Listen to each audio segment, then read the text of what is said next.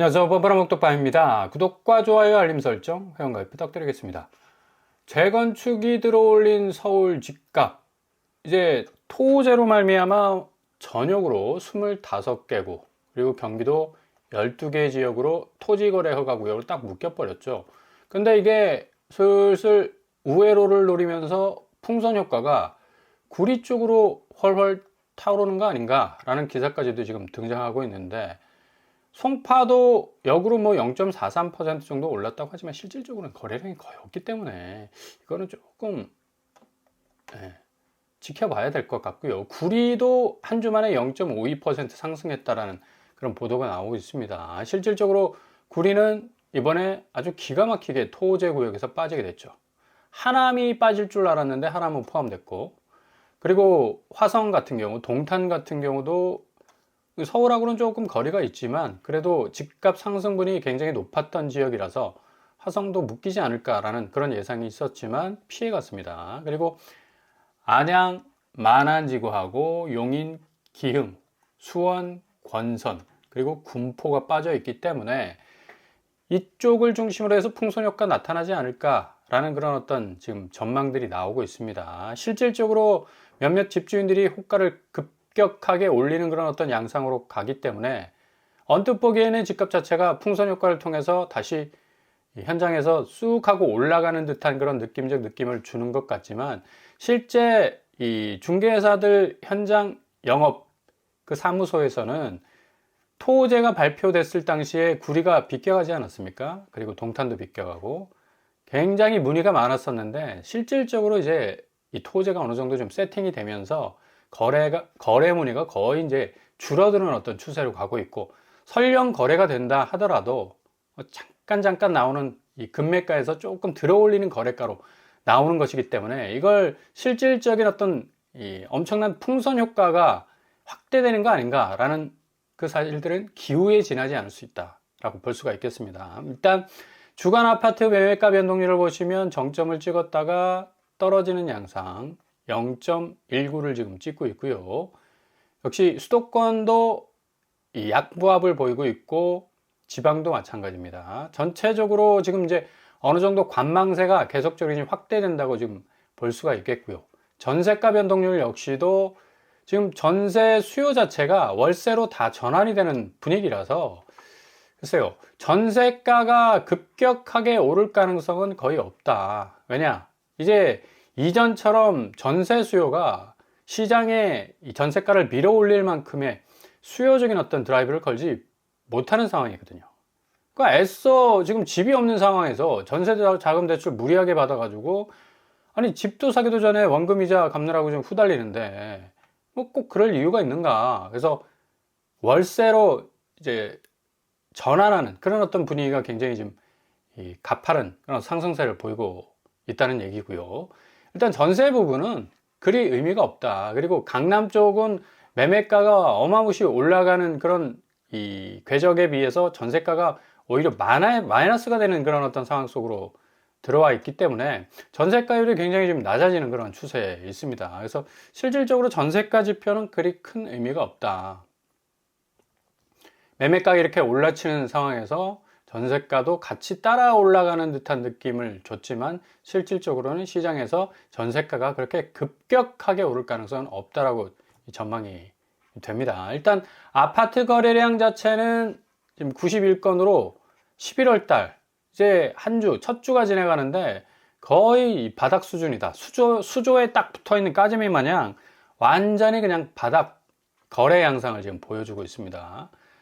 10,000건을 넘어섰던 지난 6월 달에 거래하고는 이제 거의 하늘과 땅 차이의 이 간극을 보여주고 있는 건데, 이렇게 거래량 자체가 기본적으로 없다는 얘기는 아무리 풍선 효과를 통해서 그 지역의 아파트 값이 다시 치고 올라간다라는 어떤 전망이 나온다 하더라도, 아니 인풋 아웃풋이 제대로 되지 않고 이걸 통해서 자금이 제대로 흘러가지 못하는 시장이 어떻게 엄청나게 다시 상승세를 구가할 수 있겠습니까? 드문드문 나올 수 있는 어떤 상승 국면에 있는 거래가는 나올 수 있겠죠. 그 거래가를 바탕으로 해서 전체 집값이 다시 풍선 효과를 통해서 무진장하게 다시 오를 수 있다라는 전망은 너무, 이건 좀 극단적 전망이라고 볼 수가 있겠고, 11월, 12월 집값 분수령, 결국에 가서는 지금 우리가 예측할 수 있는 건 원화 가치입니다. 지금 환율 부분이 예전 같은 경우는 원화 가치가 떨어져 버리면 이제 자국의 통화 가치가 떨어지면 자산 가치가 이제 올라서는 그런 이 아주 교과서적인 이 사이클 현상이 일어났는데 이게 이제 완전히 다 무너졌다는 얘기죠. 결국에 가서는 원화 가치 하락과 동시에서 아파트 가치도 떨어질 수밖에 없다. 세 가지 원인 때문이죠. 첫 번째 환율 급등, 두 번째 금리 급등, 세 번째 실물 경제 침체. 부동산 폭락으로 가는 하이패스가 될 수밖에 없습니다. 지금 고스란히 이 현상들이 일어나고 있지 않습니까? 환율, 금리, 실물 경제 부분에 있어서 여러 가지 변동성 커져가는 가운데 있기 때문에 단순히 지금 규제로 인해서 집값을 잡을 수 있다, 없다, 여러 가지 논쟁들이 많은데 경제 현안을 들여다보더라도 결국에 가서는 아파트 값이 일정 정도 수준까지 떨어질 수밖에 없는 상황 속에 지금 와 있습니다. 첫 번째 환율. 어제 1460원까지 찍었었어요. 원화 가치 굉장히 떨어지고 있고 달러 가치 엄청나게 올라가고 있죠. 자국의 통화 가치 자체가 떨어지면 아파트 가격은 예전처럼 올랐는데 이제는 이런 시대는 가버렸다. 결국 금융시장의 대변동, 금리 내려올 생각 안 합니다. 그리고 실물 경제 침체되어 있습니다.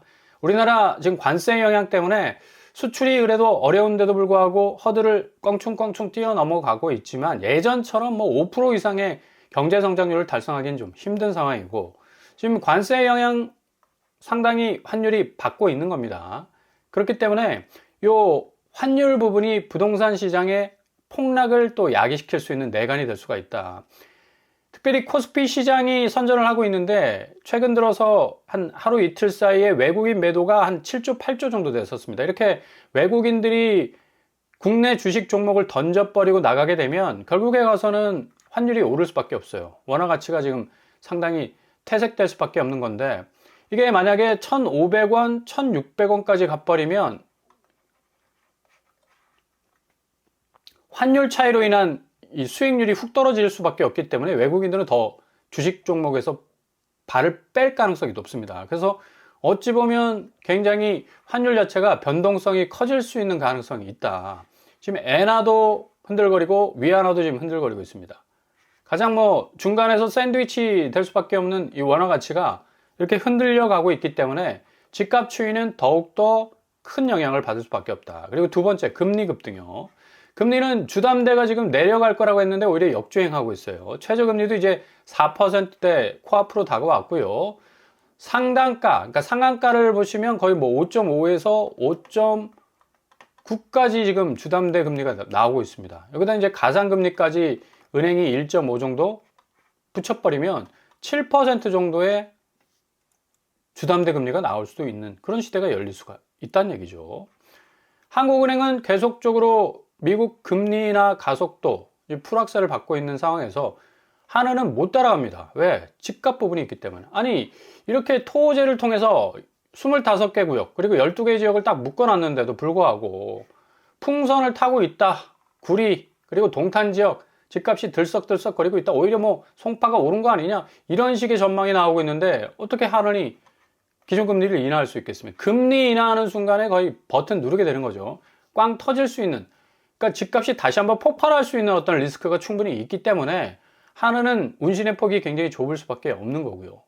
그리고 경제 성장률, 실질 GDP 성장률을 보시면 그래도 1분기에는 굉장히 선방하는 어떤 느낌을 줬습니다. 근데 수출 부분은 지금 여전히 관세가 상당한 어떤 압력으로 작용하고 있기 때문에 이전처럼 뭐 5% 이상의 성장률을 좀 이루기는 어려울 것 같고 이 문제 때문에 결국에 가서는 내수 경기도 상당히 지금 어려운 상황 속에 지금 처해 있죠.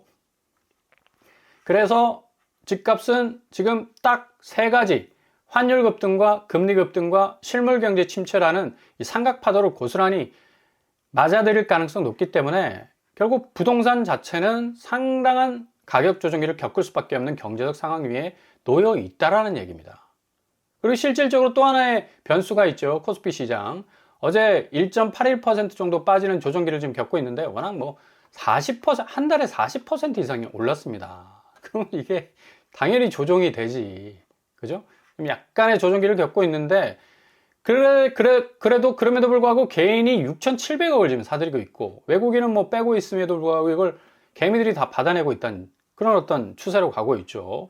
원인이 뭐냐? 지금 투자자 예탁금 추이가 86조를 찍고 있습니다. 이거 보십시오. 와, 이거 다 어디로 간다? 부동산으로 안 갑니다. 다 금융시장 쪽으로 흘러갈 수밖에 없기 때문에 이렇게 개인들이 다 받아주고 있는 겁니다. 근데 문제는 뭐냐면 환율이 변동성이 어느 정도 좀 안정화되지 못한다면 이거 외국인들이 더 뺄 가능성이 높기 때문에 개인들이 받아주는 데는 86조, 한계가 있죠. 86조가 굉장히 큰 돈 같이 보이지만 주식시장에서는 그냥 한꺼번에 그냥 와장창 변동성을 줄 수 있는 그런 또 뭐 마지노선이라 할 수 있을까? 뭐 그런 어떤 또 변동성을 가지고 있습니다. 그래서 투자자 예탁금 추이가 충분히 코스피를 들어올릴 수 있는 가장 큰 어떤 밑불 작용을 할 수도 있음에도 불구하고 지금 환율이 문제입니다. 그래서 이 외국인들이 어느 정도 추이를 지켜보면서 환율이 어느 정도 안정화될 것인가, 또 그런 어떤 틈새를 보면서 코스피를 공략할 가능성이 높죠. 아무튼 간에 지금 금융시장이 훨훨 날아가는 어떤 추세이기 때문에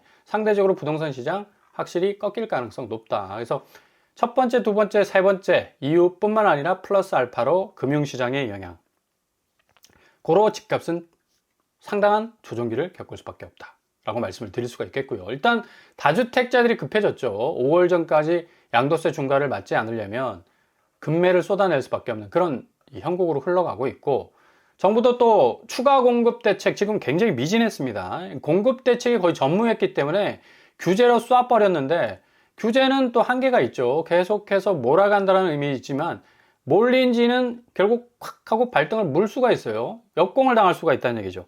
도리어 집값이 삐집고 나와서 터져나갈 수 있는 그런 어떤 위험성도 있기 때문에 공급으로 유인책을 좀 마련을 해야 된다. 지금 올라가는 분양가 보십시오. 힐스테이트 광명 이번에 분양을 하는데 지금 20평대가 11억 4천 나왔습니다. 84제곱이 자그만치 16억.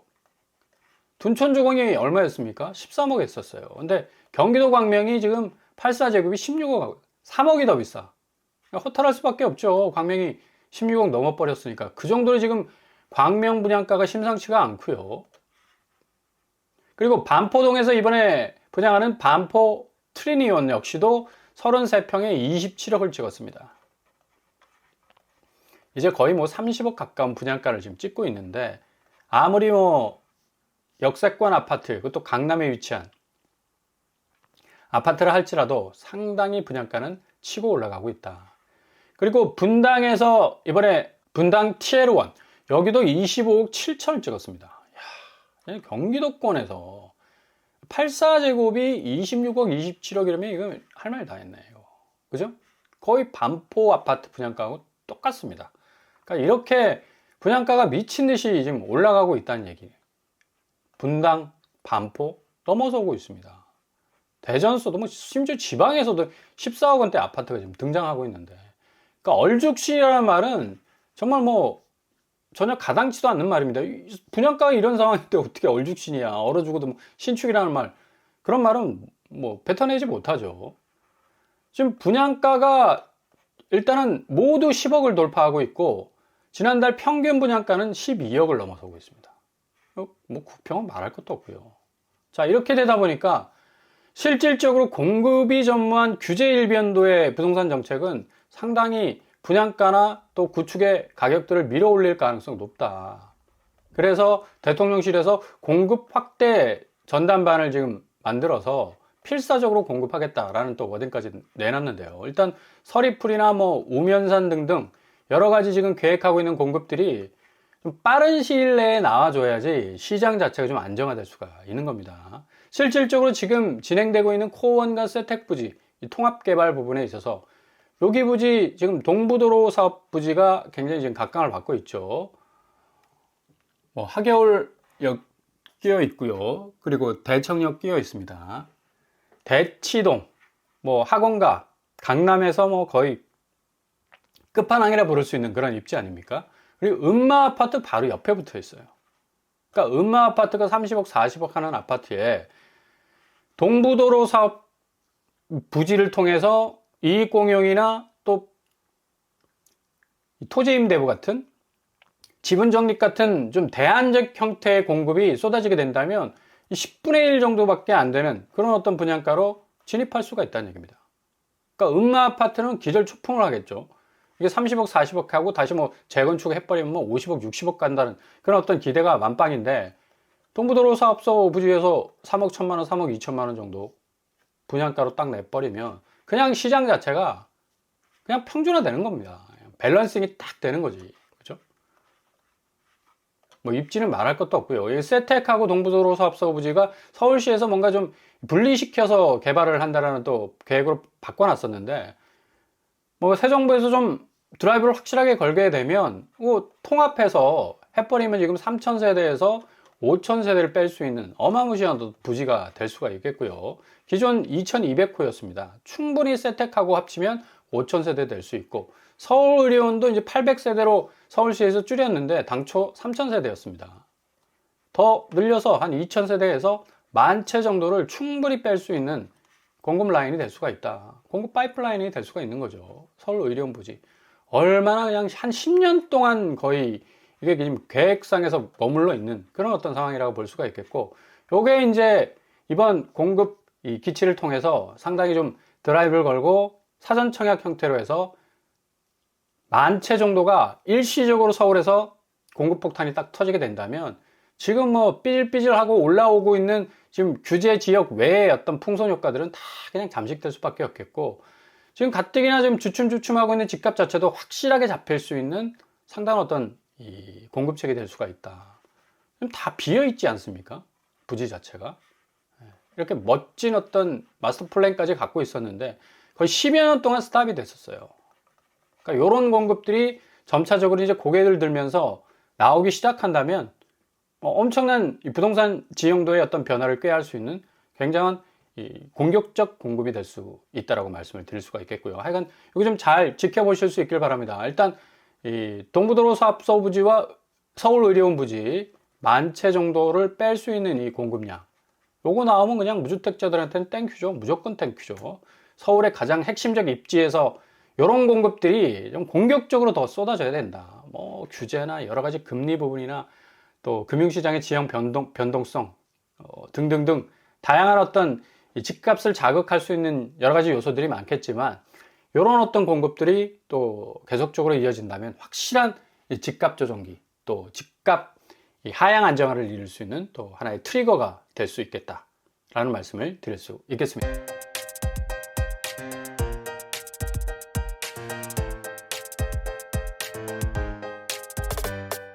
오늘의 부동산 캐릭터처, 환율 부분이 굉장히 좀 불안정합니다. 그리고 금리 부분, 그리고 성장률, 경제 성장률, 이 삼각파도가 집값을 저격할 수 있는 가능성이 굉장히 높아졌다. 그리고 플러스 알파로 코스피 시장 88조, 90조 정도 되는 자금들이 코스피 시장 쪽으로 몰려들 가능성이 어느 때보다도 높기 때문에 지금 뭐 다시 올라간다라는 그 시그널들은 그냥 다 잠식이 될 겁니다.